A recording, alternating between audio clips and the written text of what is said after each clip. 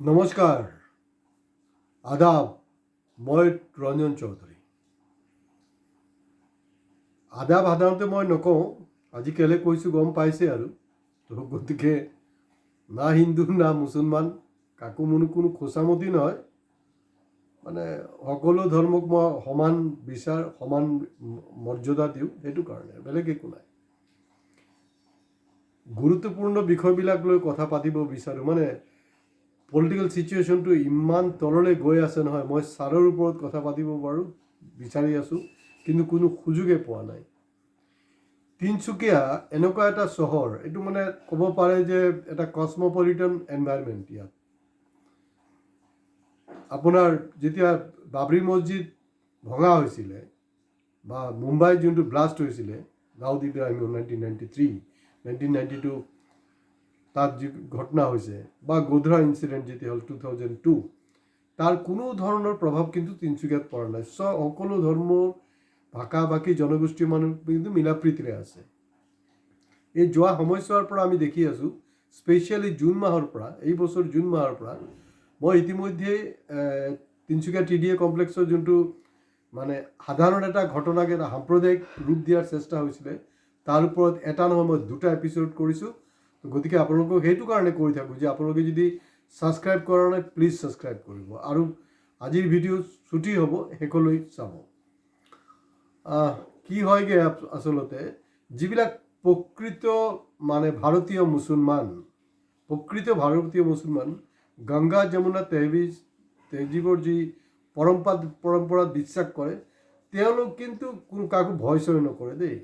লাগিলে মৰি যাব, কিন্তু মৰাৰ আগত কিন্তু কোনোবাই যদি জেং কৰিবলৈ নহয়, একেবাৰে অকল কটা নহয়, একদম কিমা বনাই এৰি দিব, কিন্তু মৰি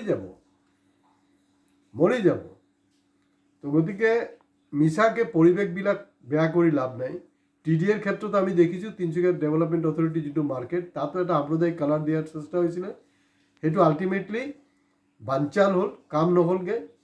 এতিয়া নতুনকৈ দেখা গৈছে একজন পাপত গজা সাংবাদিক, যাৰ বেচটোৱে হ'লগৈ 420, যাৰ বেচি হ'লগৈ 2 নম্বৰী। আৰু এই পাপত গজাবিলাকৰ ওপৰত চৰকাৰেতো এৰি দিছে, এইবিলাকতো চৰকাৰী কুকুৰ হয়, আৰু প্ৰশাসনো একো নাকি নলগায়। মই এথিকেল জাৰ্ণালিজমত বিশ্বাস কৰোঁ। এথিকেল জাৰ্ণালিজমটো কি, মানে তাত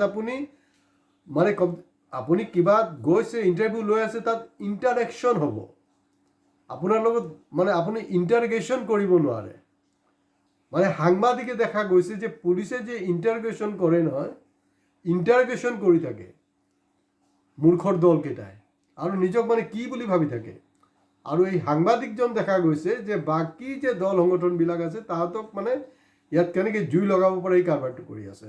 আৰু ইয়াত দেখা গৈছে যে এচাম হিন্দু মানে খুব উৎফুল্লিত হৈছে, তাৰ ভিডিঅ' ভাইৰেল কৰি দিয়ে, শ্বেয়াৰ কৰি দিয়ে, লাইক কৰে, কিবা কিবি কৰি থাকে। কিন্তু এই মূৰ্খ হিন্দুকেইটাই গম নাপায় যে এই যে ইমান লাইক শ্বেয়াৰ যে হৈ আছে ন, এইটোৰ বিনিময়ত কিন্তু এই বদমাইশটোৱে কামাই কৰি আছে সাংবাদিকজনে। আপোনালোকৰ একো নহয়। আমাৰ দেশৰ 80% পপুলেশ্যন হ'লগৈ হিন্দু, 20% মুছলমান, 20% নহয়, 70% মান হ'ব। এইটোকে ঘূৰাই পকাই মানে হিন্দু খতৰে মে হে, হিন্দু সংকটত নহয়, সংখ্যালঘু সংকটত। আৰু যিসকল বাংলা ভাষাত কোৱা মুছলমান আছে নহয়, তেওঁলোকক আপুনি খেদিব পাৰিব, বহুত কিবা কিবি কৰিব পাৰিব, কিন্তু হিন্দী কথা কোৱা বা হিন্দী ভাষী যি মুছলমান আছে, হিন্দী ভাষী মুছলমানক কিন্তু জোকাৰি নল'ব। কাৰণ এইটো আমি TDAৰ ক্ষেত্ৰতো দেখিছোঁ, ফ্লপ হৈছে। এতিয়া নতুনকৈ ইয়াতো হেৰি আছে, ক'ৰবাত কিবা মাদ্ৰাছা কি হৈছে না, তাৰ কাৰণে প্ৰশাসন আছে। ফৰ্মেলিটিজ কি, প্ৰশাসনক এওঁলোকে ইনফৰমেশ্যন দিব।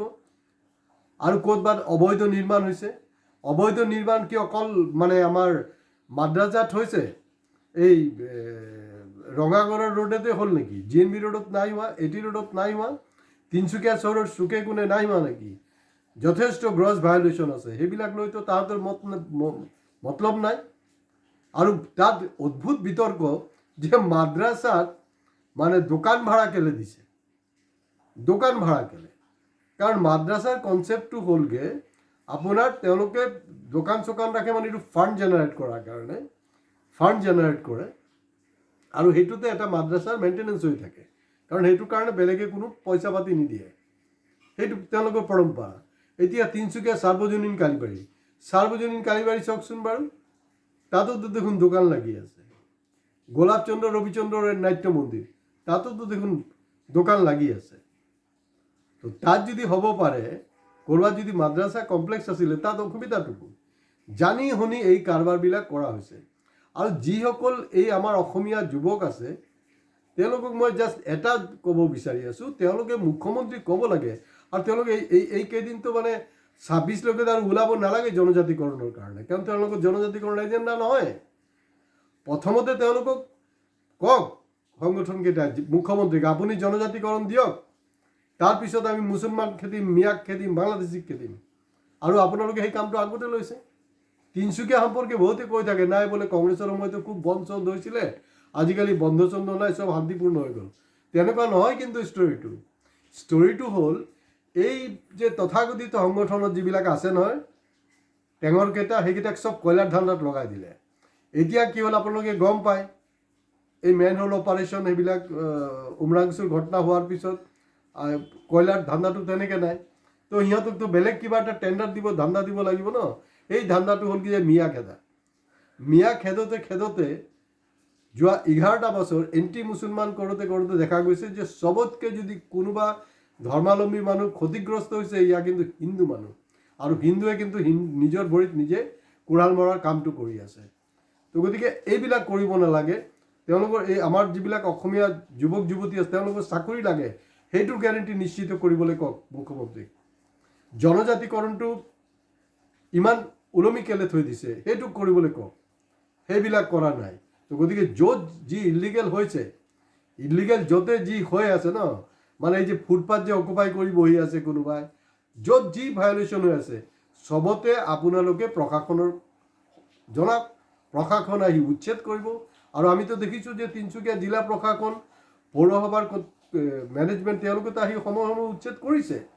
আৰু এই যে মৰেল পুলিচিং, এই মৰেল পুলিচিঙৰ যোগেদি কি হৈছে, আমাৰ অসমীয়া জাতিটোক আপোনালোকে কিন্তু একদম বিপদৰ মুখত ঠেলিতো দিছে আৰু শেষ কৰি বৰবাদ কৰি পেলাই আছে।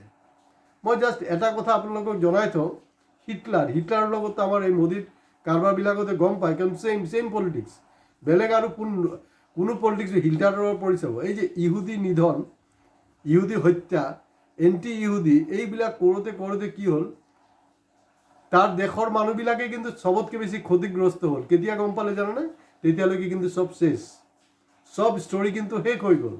অসমীয়া জাতিটোৰো তেনেকুৱা এটা হ'বলৈ গৈ আছে। তো গতিকে এই চব দালালি নকৰিব। আৰু যিকেইটা মানুহে জাৰ্ণালিজমৰ নামে এই সমস্ত মানে বদমাচি কৰি আছে, দালালি কৰি আছে, আৰু মই শুনিছোঁ কোনোবাই মোক কৈ আছে, নাই বোলে ছাৰ সি বোলে ইলেকশ্যনত খাৰা হ'ব।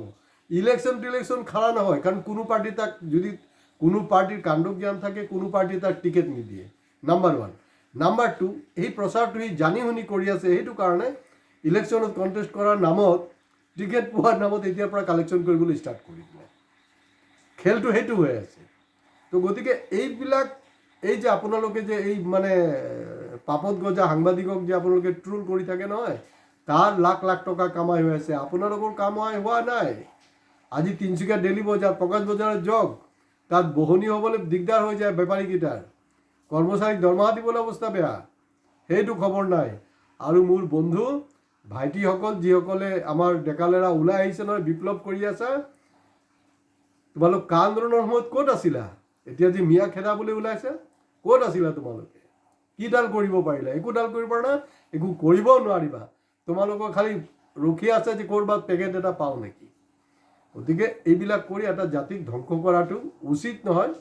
আমি হিন্দু মুছলিম চবেই মিলা প্ৰীতিৰে থাকিব লাগিব, অসমীয়া বঙালী বিহাৰী চব মিলা প্ৰীতিৰে থাকিব লাগিব। আৰু দেশত আইন আছে, আইনৰ ঊৰ্ধত কোনো নহয়। আইনমতে চব চলিব লাগিব, দাদাগিৰি নহয়। কাৰণ দাদাগিৰি যিমান বেছি আমাৰ অসমীয়াই দাদাগিৰি কৰিছে, সিমানে কিন্তু তললৈ গৈছে। একমাত্ৰ কৰ্ম সংস্কৃতি। এতিয়া যে মুখ্যমন্ত্ৰী কৈছে যে বন্দুক দিব বুলি, মানে আমাৰ জনগোষ্ঠীয় মানুহবিলাকক মানে ৰক্ষা কৰাৰ কাৰণে, বন্দুক নালাগে নহয়। তেওঁলোকৰ আগত জনজাতিকৰণ কৰক, সেই দাবীটো আপোনালোকে কেলে নকৰে? আপোনালোকে দেখোন সঘনাই মানে হেৰি কৰে, পথ অৱৰোধ কৰি দিয়ে, ট্ৰেইন অৱৰোধ কৰি দিয়ে, সেইবিলাক কেলে নকৰে? বন্দুক নালাগে, চাকৰি দিয়ক, এপইণ্টমেণ্ট লেটাৰ দিয়ক, সেইটো কৰক। অসমখনক জনজাতীয় ৰাজ্য ঘোষণা কৰক, সেইবিলাক কৰক, তেতিয়াহে সমস্যাৰ সমাধান হ'ব। তো গতিকে TDA মাৰ্কেটতো আপোনালোকে দেখিছে, মই কাকো উচুটাবলৈ খোজা নাই, কিন্তু জাষ্ট মনত পেলাব খুজিছোঁ যে তাতো যি মূল কেৰেক্টাৰ, যাৰ লগত ঝেংটো হৈছিলে, তেওঁ কিন্তু হিন্দীভাষী মুছলমান। আল্টিমেটলি কাম নহ'ল, একোডাল নহ'ল। তো গতিকে মিছাকৈ এনেই পৰিৱেশবিলাক নষ্ট কৰাটো উচিত নহয়। আজি ইয়াতে শেষ কৰিছোঁ। ভিডিঅ' ভাল লাগিলে শ্বেয়াৰ কৰিব, আৰু শ্বেয়াৰ মই আশাবাদী যে আপোনালোকে ছাবস্ক্ৰাইবো কৰিব, কাৰণ আমাৰ ভিউৱাৰ্ছ বাঢ়ি আছে। ছাবস্ক্ৰাইব কৰিব। হয়, আমি কিন্তু এই যে পাপত গজা সাংবাদিকৰ নিচিনা নহয় দেই, আমি নোবেল কজৰ কাৰণে, আমি সমাজৰ সম্প্ৰীতি ৰক্ষাৰ কাৰণে সদায় কাম কৰি আছোঁ। আজি ইয়াতে শেষ কৰিছোঁ।